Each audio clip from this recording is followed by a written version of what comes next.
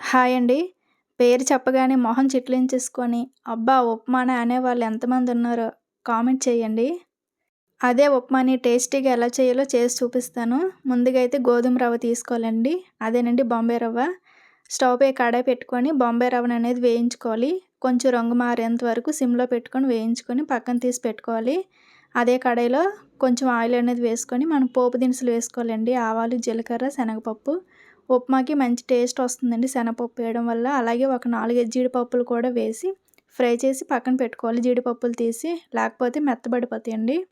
ఈ విధంగా వేగిన దాంట్లో మనం సన్నగా కట్ చేసుకున్న ఒక ఆనియన్ వేసుకోవాలి.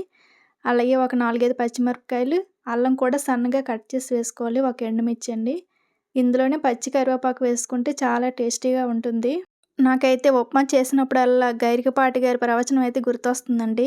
రైతు బజార్‌లో వేసే కూరగాయలన్నీ వేస్ట్ చేస్తారు. అది ఉప్మానా లేకపోతే ఏంటో చెప్పమా అనే డైలాగ్ అయితే గుర్తొస్తుందండి.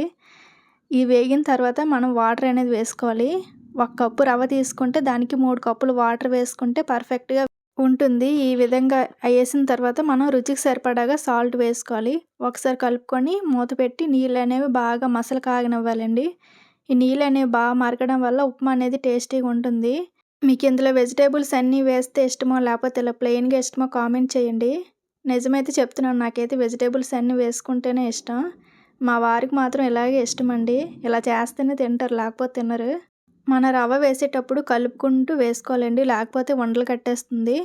ఈ విధంగా వేసిన తర్వాత ఒక 5 మినిట్స్ సిమ్‌లో పెట్టుకొని మూత పెట్టి ఉడికించుకుంటే మనకు ఉప్మా అనేది కరెక్ట్‌గా కుక్ అవుతుంది. ఫైనల్‌గా ఒక స్పూన్ నెయ్యి వేసుకోండి మీకిష్టం ఉంటే. టేస్ట్ కానీ, ఫ్లేవర్ కానీ చాలా బావుంటుంది.